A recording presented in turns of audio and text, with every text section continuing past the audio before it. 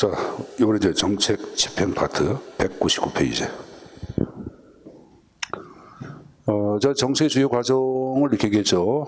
정책 의제를 형성하고, 정책 의제는 정부가 해결해야 할 공식적인 안건을 얘기합니다. 정부에서 청년 실업 문제 자체 해결을 공식적 안건으로 선정한다. 그걸 정책 의제를 선정한다 이렇게 얘기하는 거예요. 부동산 문제 자체 해결을 부동산 문제를 공식적인 안건으로 설정했다. 그것도 정책 의제를 설정한다. 그런 말 쓰는 거예요. 자, 그 다음에 그럼 지금 얘기한 식으로 청년 실업 문제 해결을 어떻게 할 것인가. 구체된 대안 선택. 이게 좀 전에 학습한 정책 결정이에요. 그걸 현실로 실행하는 거. 그걸 이제 정책 집행이라고 얘기하죠. 집행 끝나고 난 다음에 집행의 결과를 어떻게 평가해야 되겠죠. 그걸 정책 평가 및 완료 이렇게 얘기합니다. 그래서 자, 요걸 이제 학습하는 게야. 요거.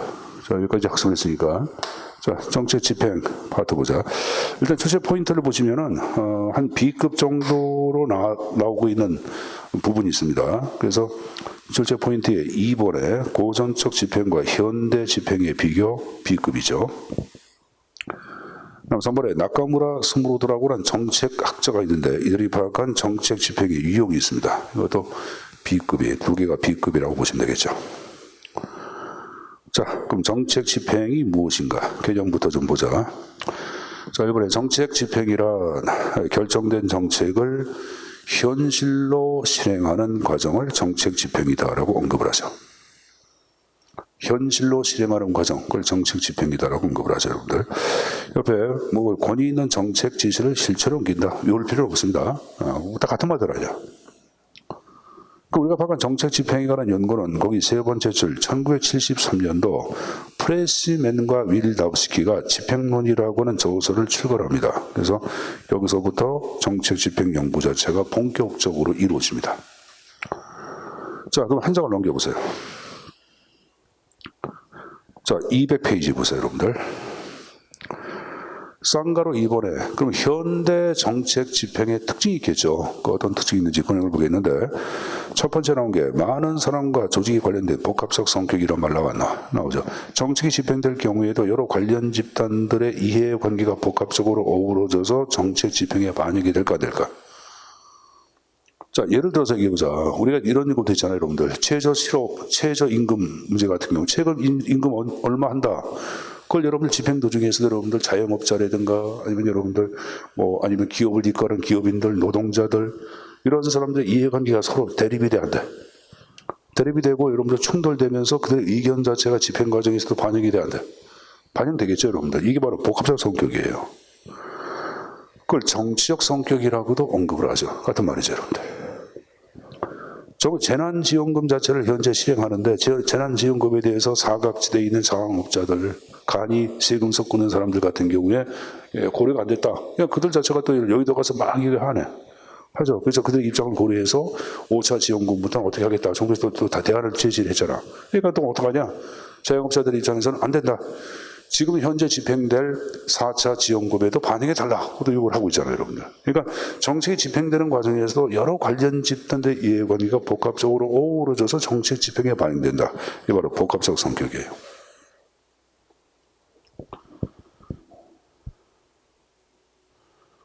그걸 정치적 성격이라고도 언급을 하죠. 복합적 성격, 정치 성격, 모두 같은 말이에요.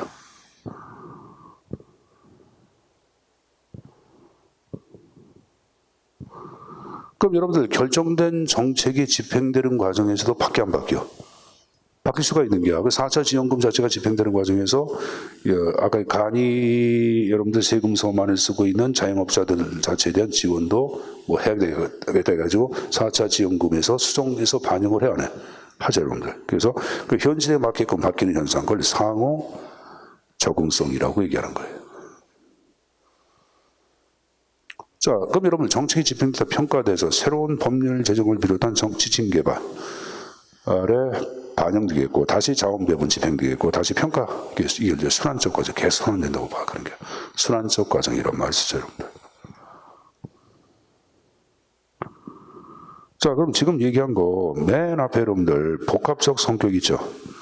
위에 반대말을 비정치적 성격이라 그래. 그러니까 현대의 정책 집행을 비정치적 성격은 틀리겠지. 그리고 2번에 상호 적응성 나온 거 있죠. 이 반대말을 기술적 과정이라 그래. 정책 집행은 단순하게 집행되는 기술 테크닉에 불과하다. 적지 마세요, 여러분들. 그럼 세 번째, 순환적 과정의 반대말을 단선적 과정이라고도 얘기합니다. 그래서 박스에 고전적 정책 집행의 특징이라는 게 나왔죠. 그래서 1번 나온 거 봐. 정책 결정과 집행은 이질적이다. 그러니까 결정과 집행은 다른 거라고 파악하는 거야. 그러니까 좀 전에 현대를 얘기할 때는 집행 도중에 새롭게 결정도 돼야 안 돼. 된다고 파악했잖아. 근데 이제 이들은 고전에서 보기에는 야, 결정과 집행은 다른 거야. 무슨 집행 도중에 무슨 결정이 이루어져. 그런 것이 있을 수가 없다고 파악하는 거야. 그래서 이 결정과 집행은 이질적이면 이런 말을 쓰고 있는 거예요. 그 옆에 미치잖아. 정책 집행상 특징. 아까 기술적, 비정치적, 단선적 과정 얘기해서 했어요. 그렇죠. 제가 좀 전에 얘기했잖아. 그래서 1번에 기술, 비정치, 단선적 과정에다가 밑줄 잡으세요, 여러분들.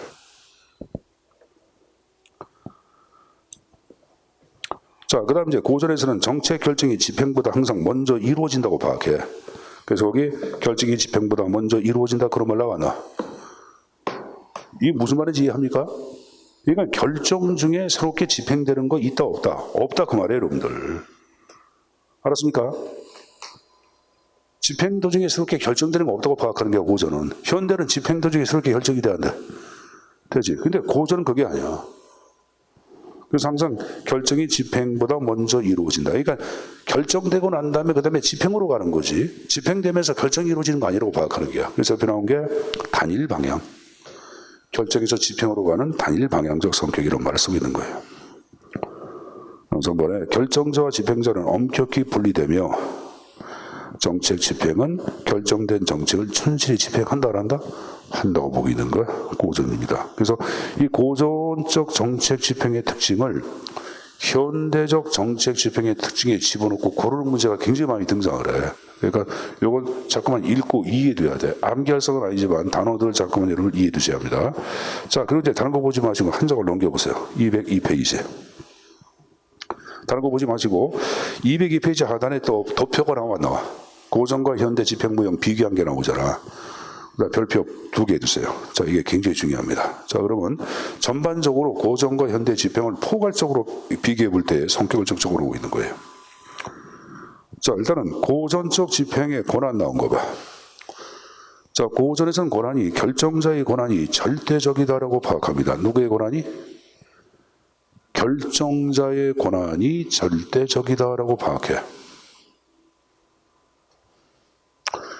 선생님, 결정자는 누구고 집행자는 뭡니까? 이건 상대적인데 여기 보자. 대통령이 결정자가 되면은 장차관은 집행자가 돼. 장관이 결정자가 되면은 현장에서 일하는 국장, 과장, 실장 아니면 실무진들 이런 사람들이 집행자가 되는 거야.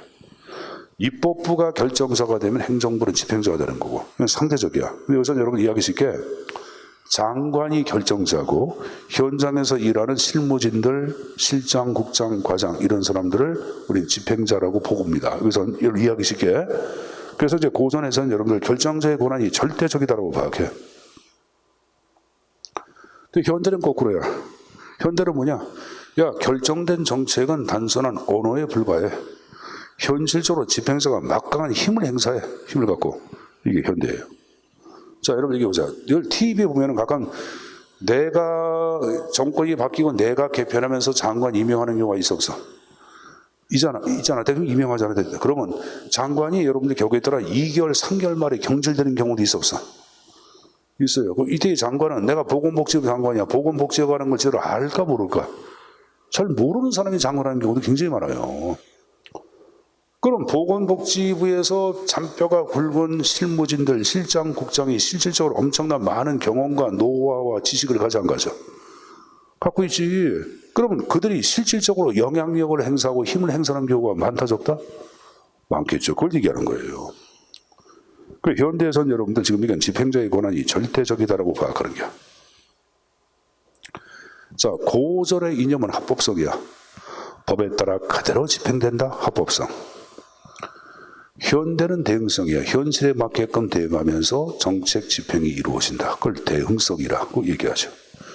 현실에 맞게끔 대응하면서 정책 집행이 이루어진다. 그걸 대응성이라고 언급을 하죠. 자, 고전적 집행을 얘기할 때는 기술성, 정책 집행이라는 것은 단순한 테크닉, 기법에 불과하다. 그래서 기술성이란 말을 써요. 정책 집행은 단순한 기술, 테크닉에 불과하다, 기법에 불과하다, 기술성. 자, 근데 현대로 뭐가 나왔어요? 상호 적응성, 현실에 맞게끔 결정된 정수성하기도 한다. 아까 잠깐 얘기했잖아요. 아까 얘기했죠, 여러분들. 자, 고전의 정책 목표는 구체성과 명확성을 띈다고 파악해요. 정책 목표가. 근데 현대는 봐봐. 목표가 모호성과 일반성의 성격. 그 모호성을 다른 말로 초상성이라고 표현하기도 합니다. 뭐라는다? 초상성. 그리고 거기 여러분들도 뭐가 나왔어요? 일반성 자체를 보편성이라고 그래요. 그러니까 정책 목표가 지나치게 초상성을 띠고 보편성을 띠다 보니까 집행자가 이를 집행하는 과정에서 구체화시키면서 바꾸기도 한다? 바꾸기도 한다. 그 표현이에요. 자, 윌다보스키 고전 자체를 통제 모형. 정책 집행은 통제 자체로 파악하는 게야. 통제의 과정이다. 그 표현이에요, 여러분들. 자, 현대로 뭐가 나왔어요? 상호작용 있죠? 상호작용은 뭐냐면은 통제의 반대말이야. 그러니까 상호작용, 그래서 이게 결정된 정책은 언어에 불과하다. 그 뭐냐? 집행자 간에.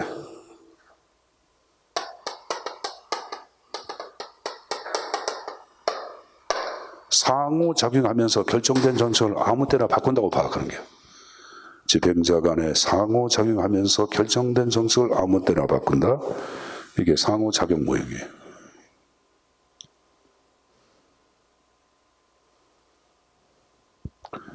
자, 진화 모형은 통제 모형과 상호작용 모형을 결합한 거야. 통제 모형과 상호작용 모형을 결합한 게 진화 모형이에요, 여러분들. 알았습니까? 원칙적으로 결정된 정책이 중요하다. 그렇지만 현실에 맞게끔 경우에 따라 불가피하게 수정될 수 있다 해서 양적을 결합한 거고, 특히 윌다보스키는 정책 집행의 과정을 진화의 과정으로 파악을 했어요. 여러분들. 세 과정 대기하면서 이 사람은 정책 집행을 뭐로 파악했다? 진화의 과정으로 파악하고 있다. 자, 엘모아는 고전을 전향적, 포워드, 앞전자야. 여기 보자. 전향이야. 이 말은 뭐냐면은 정책 결정한 다음에 집행으로 간다. 이게 전향이야. 근데 현대는 백월드야. 백월드는 뭐야? 후향이야. 후향은 뭐야? 정책이 집행되면서 서럽게 결정이 이루어진다고 파악하는 거야. 집행되면서 서럽게 결정한다. 현대는 후향적 접근이라는 말을 쓰고 있죠. 자, 벌맨 고전을 정형적 집행, 이미 정의해놓은 형태에 따라 그대로 집행된다. 정형적 집행. 현대를 얘기할 때는 뭐로 파악하고 있다? 적응적 집행. 현실에 맞게끔 적응하면서 결정된 정책을 아무 때나 바꾼다고 보는 거예요. 자, 고전을 뭐로 나왔어요, 여러분들? 하향적 접근이란 말 나왔나? 하향적 접근이란 말이 나왔죠, 여러분들? 하향적 접근이란 말 나왔죠? 하향을 얘기할 때는 여기 보자. 여기 있는 게 결정자의 집행자예요. 결정자죠. 여기 있는 것이 집행자가 되는 거고, 그러면 결정자의 관점에 따라서 집행이 이루어진다고 보는 거예요. 결정자의 관점에 따라 결정자가 지시한 바에 따라 그대로 집행된다고 보는 거야. 근데 현대는 상향이야. 상향은 바로 뭐냐? 집행자의 관점에 따라서 정책이 새롭게 수정돼서 집행이 이루어진다고 파악하는 거야. 집행자 관점에 따라. 그러니까 결정자가 장관이 뭐 했다 그러면 실장 국장이 장관님 이거 볼 때는 우리가 그동안 30년 동안 도덕한 노하우 보면은 장관님이 얘기하면 이거 잘못됐습니다. 이렇게 하면 안 됩니다. 이렇게 해야 합니다. 이렇게 해야 집행을 한다고 보는 거야. 이게 상향이야. 그럼 이 상향적 집행을 대표하는 게 옆에 나오고 있는 립스키의 일선 관리자입니다. 일선 관리자는 현장에서 직접 시민과 접촉하는 여러분들 공무원들을 얘기하는 거예요. 자, 그럼 일선 관리자 모형을 잠깐 좀 보겠는데, 자, 여러분 교재 206페이지 잠깐 펴봐. 206페이지. 자, 두 정을 넘겨서 쌍가루 2번에 립스키의 일선 관리제라는 게 나왔고, 자, 일선 관리제 나온 거 보자. 시민과 접촉하는 현장에 있는 공무원들을 일선 관리라고 해야 하네. 하죠, 여러분들. 그래서 립스킬은 교사, 경찰, 복지, 하급법원. 이제 일선 스트리트, 우리가 브루크라세를 스트리트는 거리에 있는 공무원이야. 그럼 길가에서 직접 누구와 만나는 게 시민과 만나는 공무원들. 그럼 시민과 직접 얼굴 마주보는 사람들, 학교 선생님들, 학생과 직접 마주보죠. 학교 선생님들. 그 여러분들 교통 신호등 뭐 하고 하는 경찰 들어가는 거예요. 그래서 거기 나온 게 이제 지금 나온 게 교사, 경찰, 그리고 여러분들 사회복지 담당 공무원들, 그걸 복지원이라고 그러는 게야. 그리고 하급법원의 판사는 현장에 직접 여러분들 그 뭡니까 그 고소 고발 사건들을 민사 다 여러분들 아마 지방법원이라든가 지원에 가서 여러분들 재판 관람할 수가 있어요. 그거 보면은 별 문제 갖고 이제 특히 이제 이런 게 굉장히 많아요, 여러분들. 요새 뭐 임대차 때문에 임대한 사람, 임대 받은 사람끼리 갈등이 심해 안 심해? 심하죠. 그럼 여러분들 거기 판사가 당신 임대인 그러면 안 돼. 왜 당신 입장을 생각합니까? 임차인이 얼마나 힘들겠어요. 또 임차인 보고 임차인 당신은 뭐야? 보증금 다 까먹고 나가지 않으면 그 임대 먹고 살라는 게야. 당신 잘못한 게야. 막 얘기합니다. 진짜 가서 가봐. 진짜 여러분들 그 하급법 판사가 동네에 있는 뭐가 있냐면 여러분들 그 할아버지는 아니더라도 그 여러분들 그 약간 좀 고집이 센 여러분들 선생같이 막 행동을 해. 진짜 여러분들 현장 가서 보세요. 기회 되면 재밌어. 얼마나 재밌는데. 가면 여러분들 나오기 싫어. 재밌어가지고. 그러니까 다음번에 기회가 되면은 현장 가서 한번 보세요. 그 일선 그 현장에 있는 하급법원의 판사 몽땅 다 일선 관리제에 들어가는 거예요, 여러분들. 자, 그럼 일선 관료는 직무특성 나온 거 보자. 첫 번째, 규칙적이란 말은 일상적인 직무를 얘기하는 거야. 학교 선생님들 학생들을 교육하는 거 일상적으로 교육 업무를 담당해야 안 해. 하죠. 담당하면서 시민과 계속 상호작용하고 직접적인 접촉을 하겠죠. 거기 첫 번째, 두 번째 줄 밑줄, 대인관계 업무를 처리한다 밑줄. 이번에 일선 관료는 관료 조직 내에서 직무를 수행하지만 밑줄, 직무의 잘수행의 범위는 아주 광범위하다고 얘기해. 자, 여러분 거기 들어보자. 선생님 그 지금 둘째 녀석이 나이가 몇 살일 때인가 중학교 이명박 정부가 막 출범할 당시인데 학교에 갔다 오더니 인성이 중학교 때야. 둘째 녀석이 나이가 26인데 26이구나. 26 맞네. 근데 이 녀석이 이제 중학교 때인데 와서 갔다 오지 그러더라고. 이명박 대통령을 막 욕하는 게야. 그래서 너 그 얘기 누구한테 들었냐니까 학교 윤리인가 도덕 선생님한테 들었대. 그래서 이제 그 선생님이 어떤 선생님인가 우연히 알게 됐는데 전교조 알죠? 전교조. 전교조에서 활동하는 분이야. 그것도 이제 간부로. 그러니까 그래. 그래서 내가 이제 너무 비판적이라 사실 둘째한테 이명박 정권 자체가 보수를 할지라도 이런 면에서는 긍정적인 면도 있다 그러니까 아버지가 잘못해 내 얘기 안 들어요. 학교 선생님 얘기가 무조건 맞대. 기분 되게 나쁘더라. 그럼 이 말은 뭐냐면은 일선 관료 자체는 학생들한테 미치는 영향력이 커 안 커? 엄청 크겠지. 그 표현이에요, 여러분들. 거기 보시면 여러분들 직무의 잘수행의 범위가 광범위하다. 그 밑에 시민에게 미치는 잠재적 영향력 범위가 광범위하다. 됐습니까?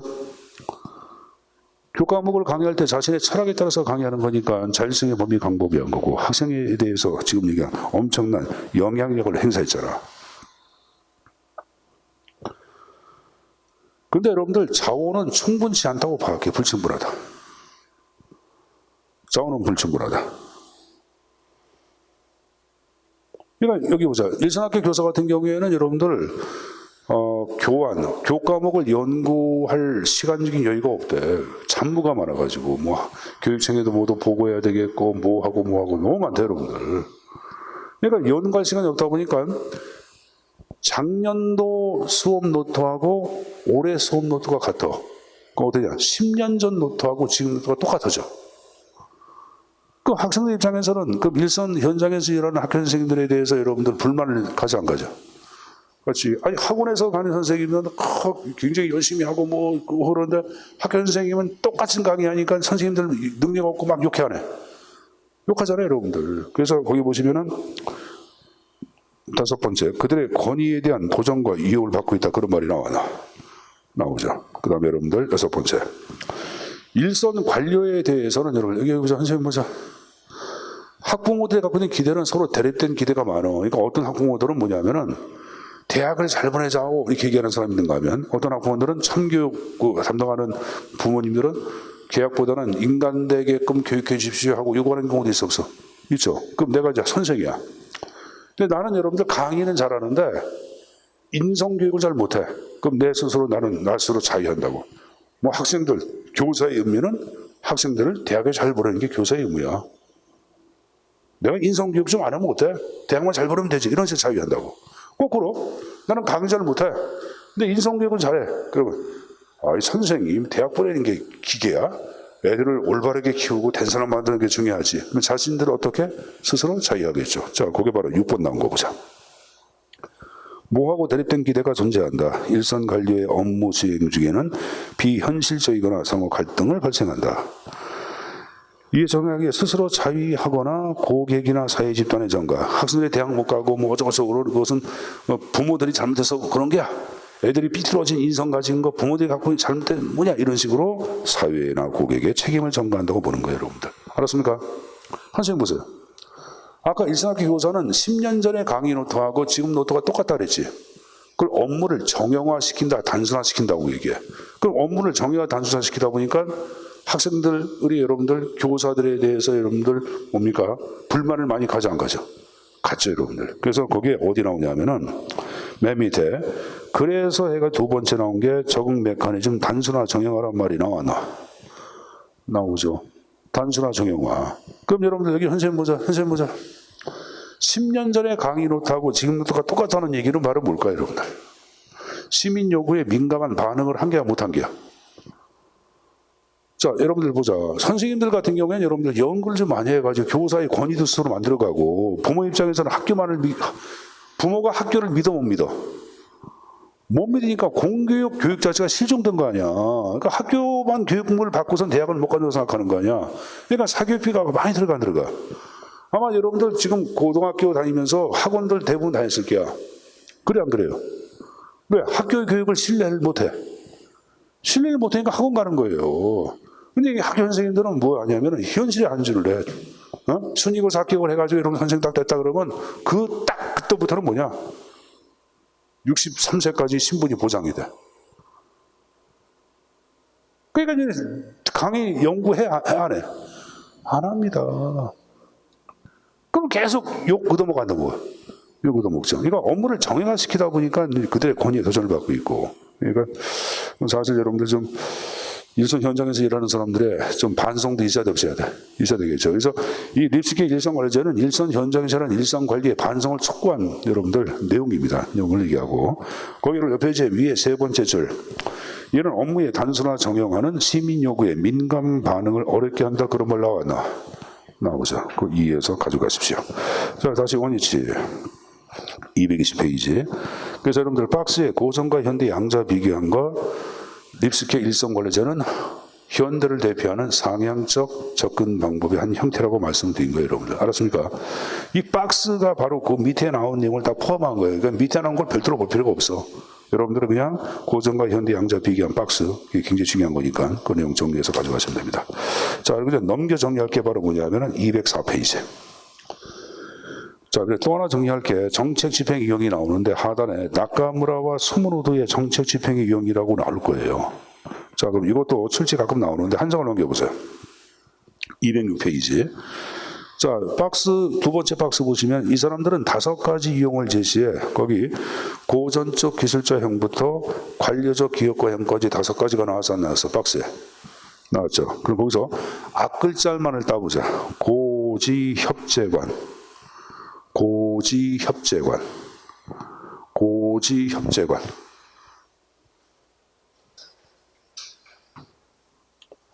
자, 제가 방금 전에 고지협재관 얘기했죠.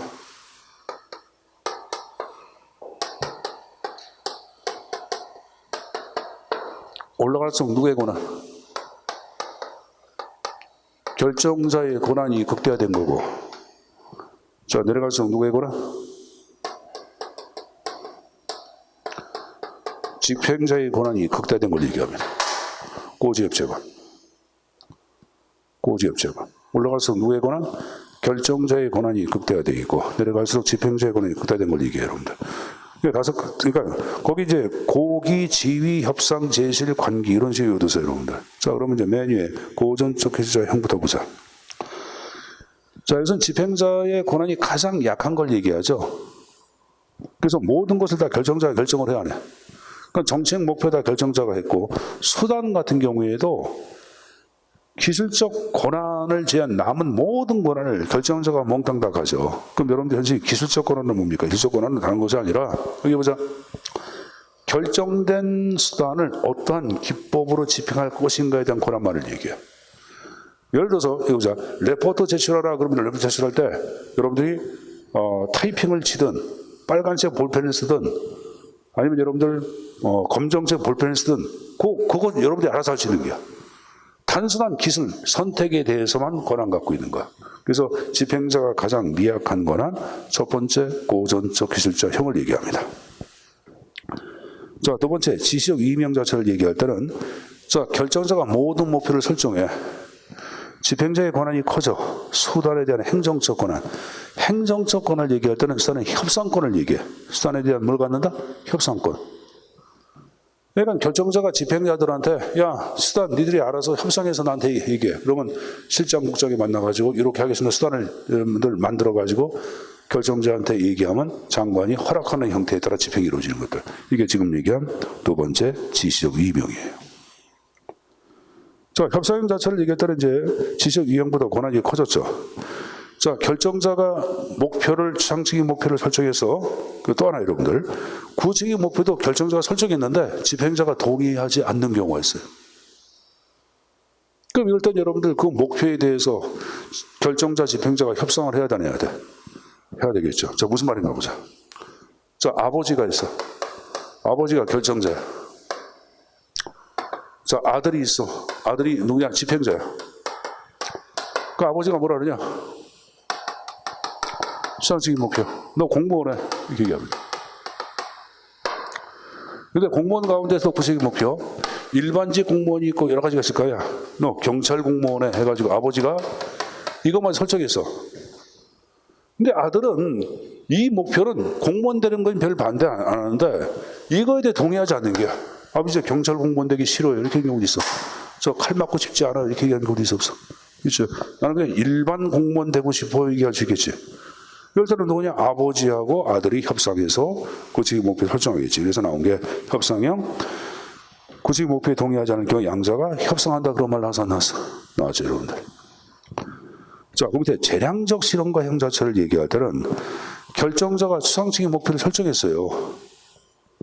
근데 구체적인 목표는 자 여기 보자. 아버지가 공무원 해 얘기했어요. 근데 이제 공무원 가는데 어떤 공무원 할 것인가는 아들한테 알아서 하라는 게 아들이 알아서 해. 아들이 경찰 공무원을 하든 일반 공무원을 하든 알아서 해. 그래서 집행자가 구체적인 목표를 설정하는 형태 재량적 실험과 형을 얘기합니다. 근데 재량적 실험과 형은 자, 거기 들어보자. 아버지가 아들한테 얘기합니다. 아들한테 야, 네가 재량 갖고 구체적 목표 설정해서 실험적으로 집행해봐 이렇게 얘기하는 거야. 아버지가 너 공무원해. 그리고 아들한테는 아들아, 네가 어떤 공무원 하든 네가 알아서 설정하고 네가 실험적으로 한번 집행해봐. 한번 공무원 준비 한번 해봐 이렇게 얘기하는 거야.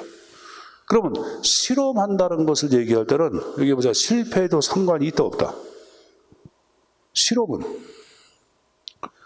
늘 초중고 때 실험 그런 거 할 때 실험은 뭐 실패에도 상관이 없다 그러잖아요 여러분들. 실험이란 건 실패 상관없는 거예요. 그러니까 여러분 집행자 입장에서는 실패에도 상관이 없다고 느껴.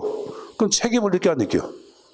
책임을 잘 못 느껴. 그래서 이 책임의 모호성 때문에 가장 집행의 실패가 많이 발생하는 것들 지금 얘기한 재량적 실험과형이에요. 그래서 옆에 무책임성이라는 말 나와서 안 나왔어.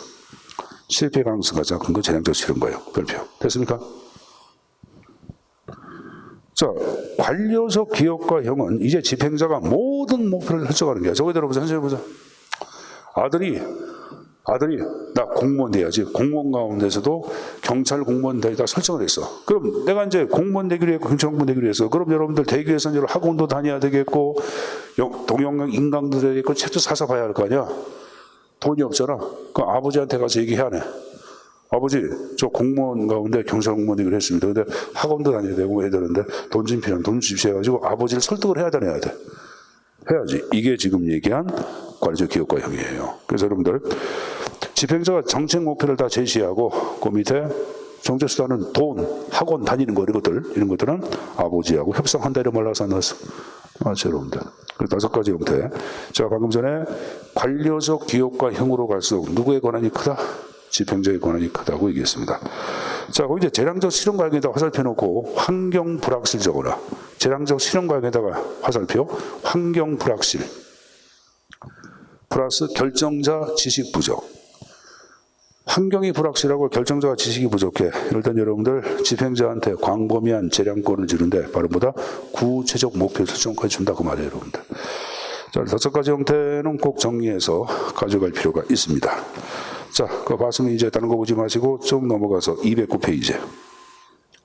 다른 거 보지 마세요. 209페이지에 자, 6항에 수능과 불응해가지고 자, 수능의 조건이 나오죠. 수능의 조건 없는 게 가끔 나오는데 자, 교재에는 여러분들 4가지 형태가 쭉 나와 있을 거예요.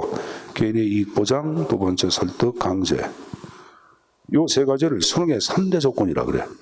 개인의 이익 보장을 유인이라 그래, 유인. 그러니까 눈깔 사탕 사줄게 열심히 아버지 말 들어 이런 식으로 이게 유인이에요. 그럼 두 번째 나온 게 설득이에요. 그 다음에 이제 안 되면 나중엔 최종적인 방법에 몽둥이 들어 안 들어. 그게 강제예요. 강제는 화살표 놓고 최종적 해결 방안, 최종적 수능의 확보 방안. 자, 그리고 다음 페이지 보세요. 그리고 이제 집행기간의 장기야, 단기야. 장기성이에요. 집행기간이 장기성을 띠면 처음엔 불응했던 사람도 나중에 체념해서 수능 형태로 보통 바뀐다고요, 여러분들. 그래서 집행기간의 장기성이 맞지 단기성 그러면 틀려요, 여러분들. 그래서 정책 집행의 형태는 지금 얘기한 그 형태에 따른 내용을 좀 가져가십시오. 다른 거 보지 마세요. 배운 내용만 정리해주세요, 여러분들. 자, 우리 정책 집행까지 봤으니까 점심들을 좀 먹고 난 다음에 2시부터인가? 2시부터 정책 평가 파트 또 수업도 진행하도록 하겠습니다. 점심 먹고 하자.